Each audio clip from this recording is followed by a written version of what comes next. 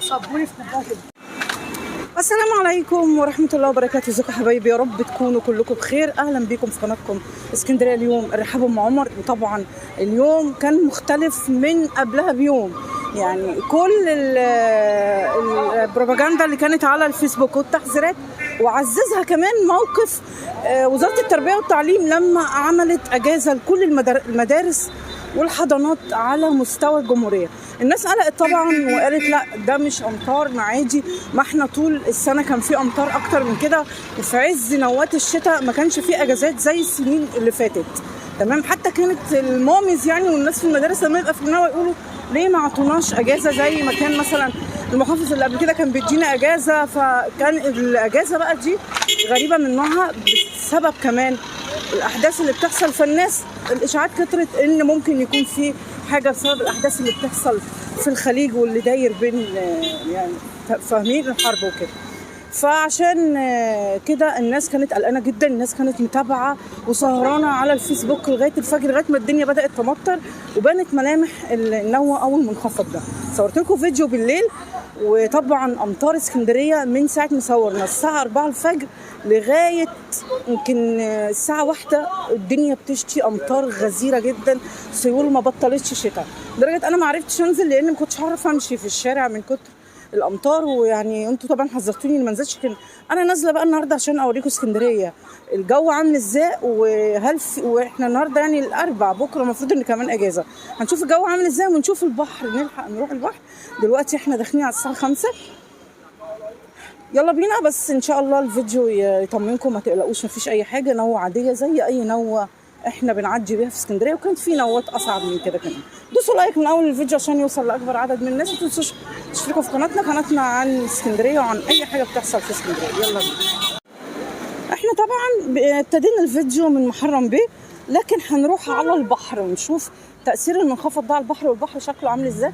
البحر هيدينا يعني كده نبذه الجو ممكن بكره يبقى عامل ازاي. لكن بصوا السماء طبعا في هوا، لكن عدت علينا في رمضان نوة كانت اكبر من كده وكانت بتشي طبعا في العيد. يلا بينا نطلع من محرم بيه، ده شارع محرم بيه على الطرام، نروح على البحر.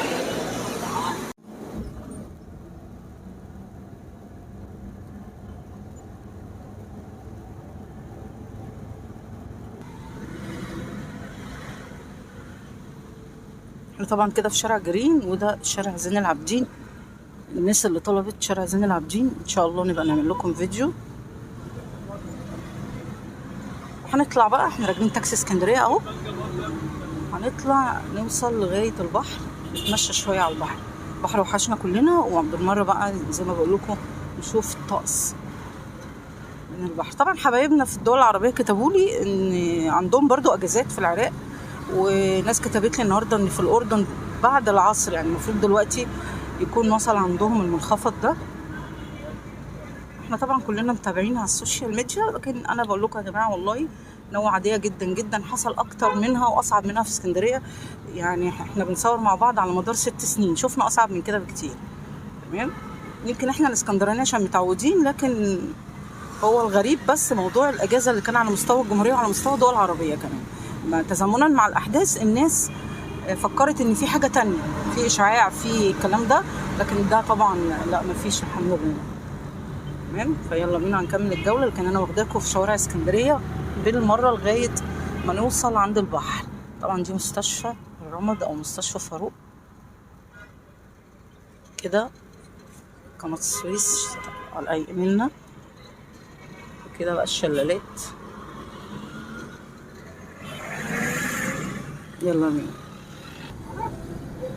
كده بقى منطقه وابور الميه، وده ميدان احمد زويل اهو، وادي وابور الميه قدامنا.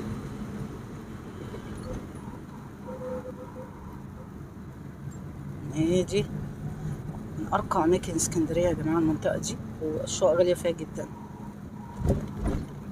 وادي محطه مياه شرقي اللي اتسمت بسببها منطقه وابور الميه، اسم قديم طبعا.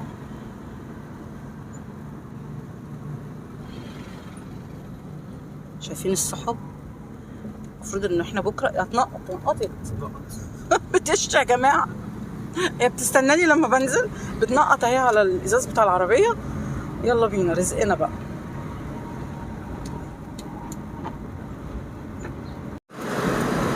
شارع ابو قير او طريق الحريه. طبعا بنلف وندخل بقى، نطلع على البحر.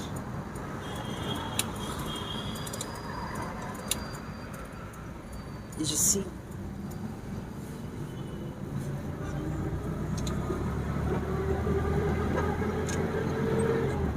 منطقة آثار.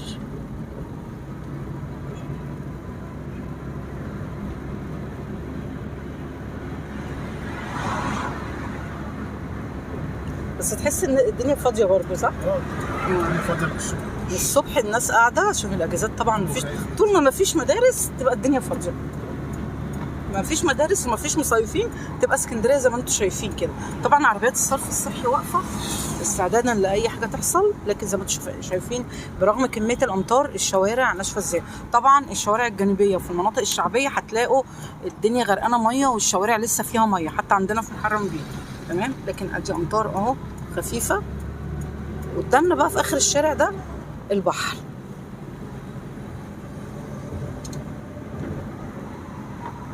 اللي شمالنا اللي هيمنا دي مقابر الشاطئ،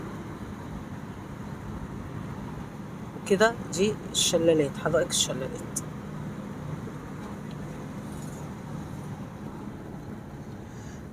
وادي يا جماعه محطه شباب، الشباب المسلمين، جمعيه الشبان المسلمين الترام اهي اللي هنودعها كمان كام يوم، مش هنشوفها خالص، هتقف نهائيا 1/4. ياما عملنا فيديوهات من هنا. يلا للذكرى. وادي البحر، الشارع اللي بيطلع على البحر.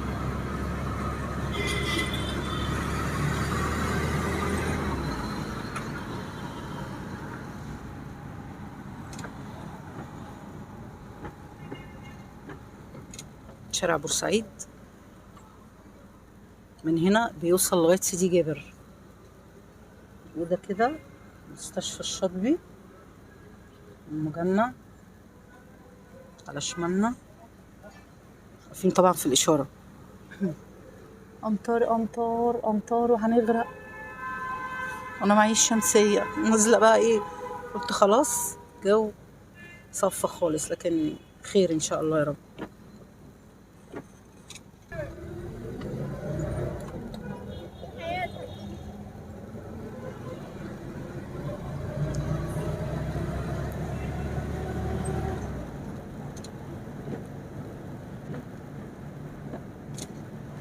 اطلعوا معايا على البحر اهو. لونه غامق جدا، مش عشان احنا المغرب طبعا، عشان السحب اللي فوق دي عطشان له لون غامق. هنعدي نروح الناحيه التانية ونشوف شكل البحر والامواج عامل ازاي. بينا مبنى اداره الجامعه. قدامنا كازينو الشاطبي سياحي، بقى سياحي قوي. سياحي بس. اتوبيسات بتجيله من اجانب بيجوا يقعدوا هنا في كازينو الشاطبي، له شاطئ خاص طبعا. يلا بينا هنعدي بالتاكسي وننزل هناك.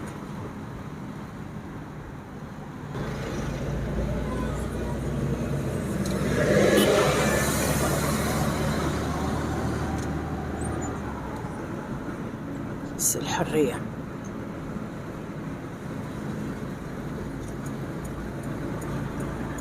ادي الاشارات اهي، عشان هيجي الصيف بقى وهنقعد نتكلم عن الاشارات والناس اللي بتعدي والكلام ده. تمام، طول ما احنا ماشيين زي ما انتم شايفين في اشارات وفي كباري وفي انفاق.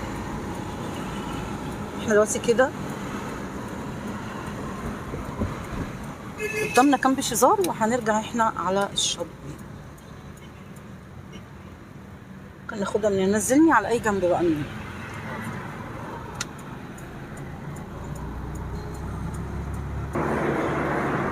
البحر وحشني.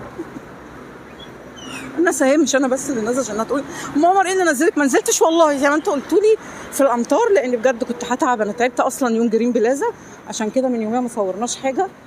بصوا كميه السحب والبحر عامل ازاي يا مامي. ادي بواقي الامطار اهي. حلو كده، شايفين؟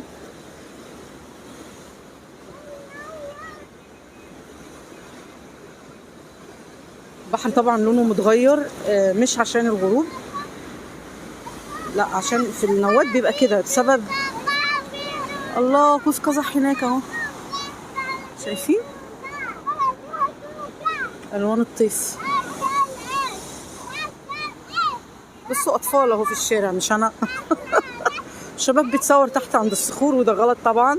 واحنا زمان كنا بننزل هنا على اول صخره، حبايبي اللي معايا على القناه متابعيني فاكرين الكلام ده، كنا بنقف هنا.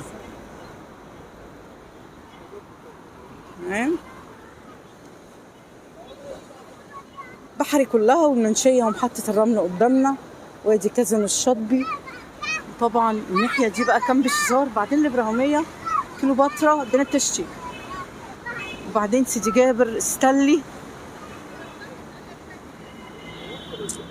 الشتا زاد اهو. بصوا النقط باينه في البركه دي.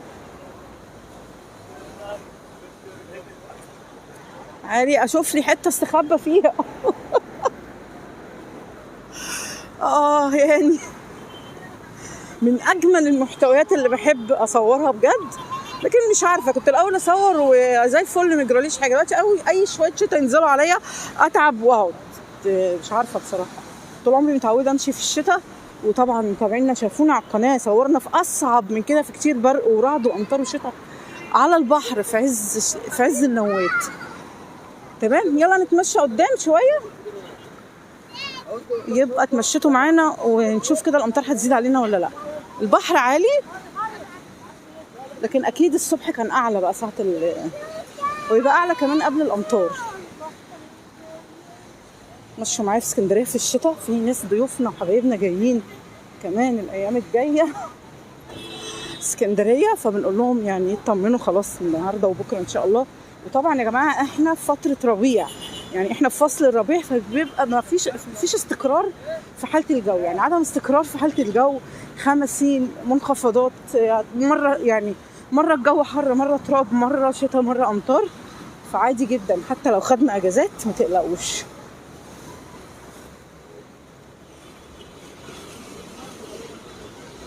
ربنا يعدي الايام دي على خير ويهدي علينا ابو حنان ابن المجنونه.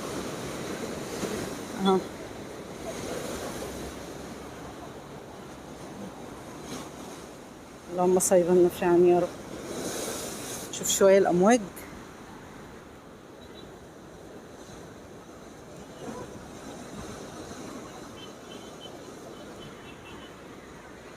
طبعا صورنا امواج اكبر من كده واعتى من كده، لكن الجو شتوي بحت.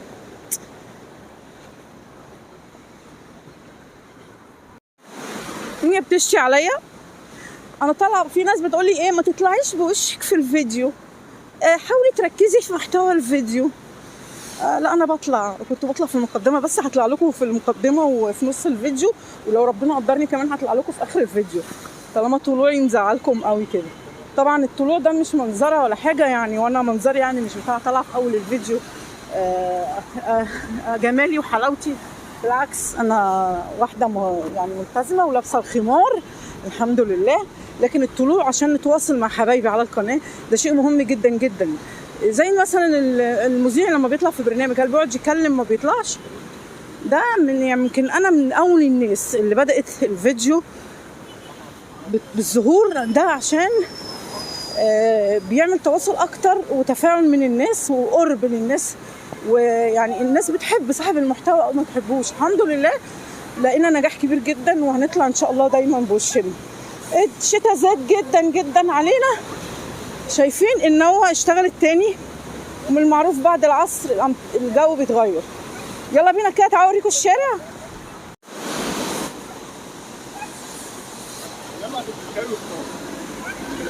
شايفين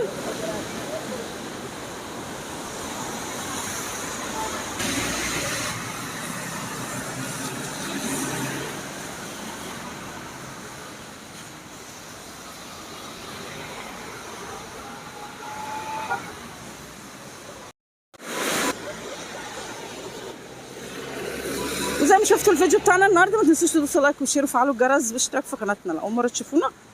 والسلام عليكم ورحمه الله وبركاته.